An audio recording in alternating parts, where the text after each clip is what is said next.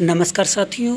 Uttar Pradesh subordinate service selection commission की junior assistant भर्ती 2022 के बारे में यहाँ पे हम सभी इन्फॉर्मेशन सम्मिलित कर रहे हैं। और मैं आपको पहले अपना ओवरव्यू दे दूँ।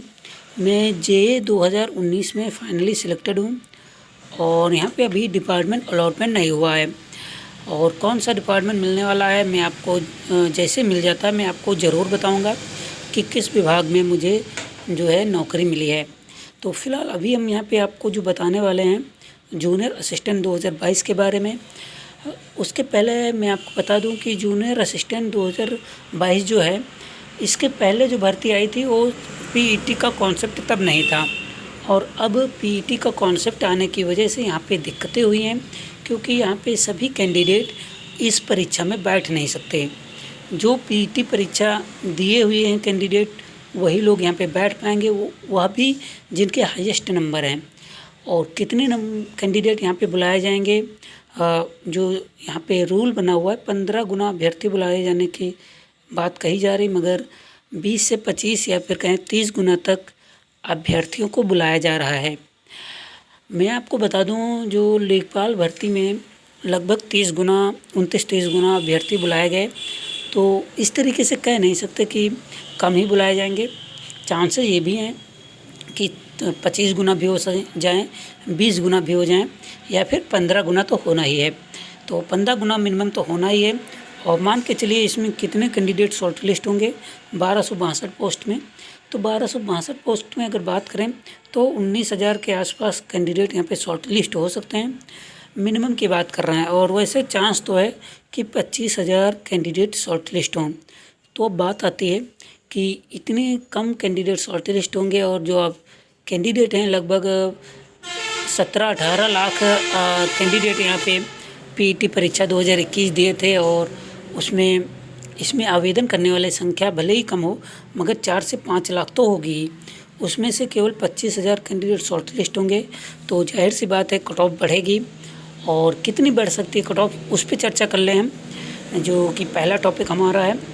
और मेरा जो एक्सपीरियंस कहता है इतने दिनों का यूपीटीसीएल का, तो जो कट ऑफ है वो कट ऑफ जो हो सकती है वो जनरल के लिए अगर बात करें हम, अनरिजर्व की अगर बात करें, मैंने एक बार यूएन लिख दिया तो कई लोग कहते हैं यूएन क्या है।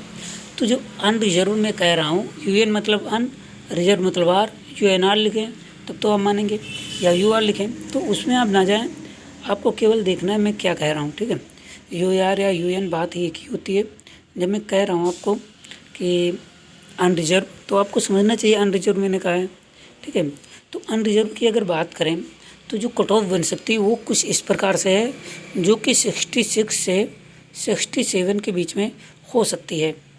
66 से 67 के बीच में अनरिजर्व की कट ऑफ हो सकती है। इसके बाद अगर बात करें हम ओबीसी की अगर बात करें,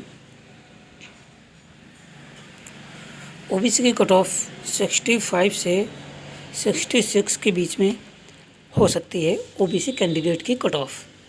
अब बात आती है एससी की, तो एससी भी जो कट ऑफ जा सकती है उनकी 62 से 63 के बीच में एससी कैंडिडेट की कट ऑफ हो सकती है। और मैं आपको बता दूं यहाँ पे जो मैं स्कोर बता रहा हूँ नॉर्मलाइज्ड स्कोर है, ना कि आपने कितने मार्क्स पाए वो है। तो ध्यान रखिएगा, नॉर्मलाइज्ड स्कोर की मैं बात कर रहा हूँ। तो नॉर्मलाइज्ड स्कोर अगर आपका इतना है तो निश्चित ही आप यहाँ पे शॉर्ट लिस्ट हो सकते हैं, क्योंकि इसमें क्या है ट्रिपल सी का बहुत बड़ा रोल हो जाता है। ट्रिपल सी जिन लोगों के पास नहीं था वो लोग अप्लाई नहीं कर सकते हैं, और एकेडमिक का जब सिलेक्शन होगा उसमें एकेडमिक का बहुत बड़ा रोल होगा। तो दो तरीके के अगर कैंडिडेट के पास योग्यताएं अच्छी हैं तो निश्चित ही वो यहाँ पे सिलेक्टेड हो सकते हैं। तो अब पहले बात क्या थी कि जो टाइपिंग टेस्ट के लिए 15 गुना अभ्यर्थी बुलाए जाते थे, तो अब क्या होगा, अब यहाँ पे 15 गुना बुलाए जाने का जो रेशियो है वो पीईटी परीक्षा 2021 से लागू हुआ है। मतलब पीईटी परीक्षा 2021 जिन्हें दिए वो लोग 15 गुना में सम्मिलित होंगे, तभी उनको यहाँ पे बुलाया जाएगा। और अब जो टाइपिंग टेस्ट के लिए 15 गुना वाला कॉन्सेप्ट ख़त्म हो जाएगा, और जो अब टाइपिंग के लिए बुलाए जाएंगे 10 गुना अभ्यर्थी जहाँ तक है बुलाए जाएंगे, या फिर मैक्सिमम चांसेस हैं कि जितने अभ्यर्थी बुलाए जाएं एग्ज़ाम के लिए उतने ही अभ्यर्थी जो है यहाँ पे टाइपिंग टेस्ट के लिए बुलाए जाएंगे फिर। और उसमें जिनको भी शॉर्ट लिस्टिंग मिलती है एग्ज़ाम में, तो वो लोग टाइपिंग की भी तैयारी करें और हो सकता है उनको सभी को टाइपिंग के लिए बुला लिया जाए। और उसके बाद जब फाइनली डीवी होगी, डीवी के बाद फाइनल रिज़ल्ट बनेगा, तभी आप लोग सेफ़ होंगे। डीवी में 3 गुना 2 से 3 गुना बुलाए जाते हैं, मगर यहाँ पे क्या है, क्योंकि एकेडमिक जुड़ते हैं इसलिए यहाँ पे 2-3 गुना नहीं, बल्कि यहाँ पे सभी लोगों को जितने कैंडिडेट टाइपिंग टेस्ट देते हैं उनको बुला लिया जाता है। तो इसलिए ध्यान रखिएगा कि इनकी टाइपिंग टेस्ट में सभी लोग एलिजिबल होंगे, जितने कैंडिडेट भी शॉर्ट लिस्ट होते हैं एग्ज़ाम के लिए। मैक्सिमम चांसेस यही हैं। पहले क्या था, दूसरी तरीके से था कि एक एग्ज़ाम पहले हुआ, उसके बाद 15 गुना टाइपिंग के लिए बुलाए गए, मगर अब थोड़ा चेंजेस देखने को मिले हैं। 10 गुना अभ्यर्थी मिसमैच हो गया आंकड़ा। 10 गुना अभ्यर्थी बुलाए जाते हैं टाइपिंग के लिए, तो 15 गुना यहाँ पे अगर एग्ज़ाम के लिए बुलाए जाएंगे तो 10 गुना टाइपिंग के लिए बुलाए जाएंगे।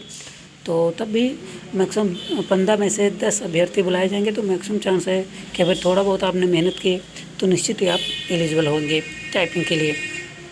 ठीक है, अब बात कर लेते हैं एसटी कैंडिडेट की। तो एसटी वालों की अगर बात करें यहाँ पे, तो कट ऑफ इनकी कुछ कम जाएगी, जो कि 52 से 55 के बीच में रह सकती है। अब एसटी के बाद अगर बात करें तो ईडब्ल्यूएस की भी ओबीसी के आसपास घूमती है, मगर फिर भी अगर देखें तो 65 से 66 के बीच में हो सकती है ईडब्ल्यूएस की कट ऑफ। नेक्स्ट अगर बात करें हम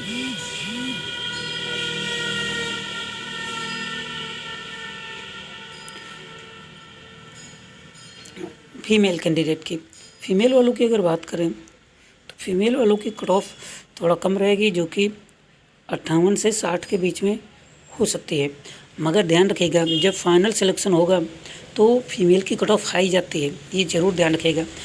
इसलिए आप लोगों को फीमेल अगर हैं तो आपको ज़रूर यहाँ पे मेहनत करनी है अच्छे से। शॉर्ट लिस्ट तो आप हो जाएंगे पीईटी में, मगर फाइनली आपको मुख्य परीक्षा में अच्छे अंक लाने हैं, जिससे कि आप टाइपिंग के लिए भी शॉर्ट लिस्ट हों और फाइनली डीवी के लिए पहुंच जाएं। अब बात कर लेते हैं पीएच वालों की। तो पीएच वालों की भी कट ऑफ थोड़ा कम रहेगी, जो कि 50 से 52 के बीच में हो सकती है। और भूतपूर्व सैनिकों की अगर बात करें तो 59 से 61 के बीच में हो सकती है भूतपूर्व सैनिकों की। और स्वतंत्रता संग्राम सेनानी के असरतों की अगर बात करें तो 56 से 58 के बीच में स्वतंत्रता संग्राम सेनानी के असरतों की कट ऑफ हो सकती है।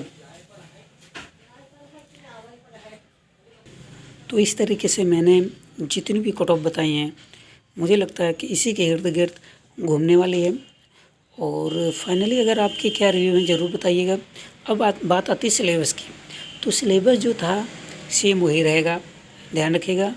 सिलेबस में रीजनिंग होगी, हिंदी होगी, जीके होगा, तीनों पोर्शन होने वाला है, मैथ होती नहीं है, ध्यान रखिएगा। और इसके बाद क्या होता है, इसमें शॉर्ट लिस्टिंग होनी है। 1/3 की माइनस मार्किंग देखने को मिलेगी, मगर इस बार 1/4 की देखने को मिलेगी। ठीक है, 1/4 माइनस मार्किंग देखने को मिलेगी। और फाइनली अगर कुछ सिलेबस में कोई चेंजेस करते हैं तो क्वेश्चन की कमी को लेकर होगा। तो क्वेश्चन कम किए जा सकते हैं, जो कि 100 क्वेश्चन कर देंगे मैक्सिमम, और नंबर जो है आधे नंबर का ये क्वेश्चन रहेगा। तो चांसेस यही हैं कि इतना ही हो। अब बात कर लेते हैं कि यहाँ पे सिलेबस जो चेंज होगा, सिलेबस में चेंजेस क्या क्या देखने को मिल सकते हैं। तो और कोई चेंजेस नहीं देखने को मिलेगा, केवल टाइम और प्रश्नों की संख्या को लेकर यहाँ पे कुछ चेंजेस ज़रूर देखने को मिल सकते हैं, मगर चांसेस यही हैं कि कोई भी चेंजेस ना हो। अब बात आती है एग्ज़ाम कब होगा। तो सिलेबस इस महीने के लास्ट तक ज़रूर सिलेबस आ जाएगा। वन दरोगा का सिलेबस आ गया, जिसका मैंने अभी 3 दिन पहले ही बताया था कि वन दरोगा का सिलेबस आ जाएगा, मगर वेबसाइट पे लोड होने की वजह से वन दरोगा का सिलेबस अपलोड नहीं हो सका। और इसका जो है मैक्सिमम जो चांसेस हैं 15 से 28 तारीख तक 15 से 28 फरवरी तक आपको इसका सिलेबस आता हुआ दिख जाएगा और इसके लगभग 3 महीने बाद बाद आपको एग्ज़ाम होता हुआ दिखेगा। ठीक है, तो मुझे लगता है कि जो कुछ मैंने यहाँ पे बताया है निश्चित ही आपके लिए बेनिफिट ज़रूर देगा। और भी कोई डाउट है इस भर्ती से संबंधित तो ज़रूर बताएं, हम आपको उसके संबंध में इन्फॉर्मेशन अवश्य देंगे। तो मिलते हैं नेक्स्ट वीडियो में, तब तक के लिए नमस्कार, धन्यवाद, शुक्रिया।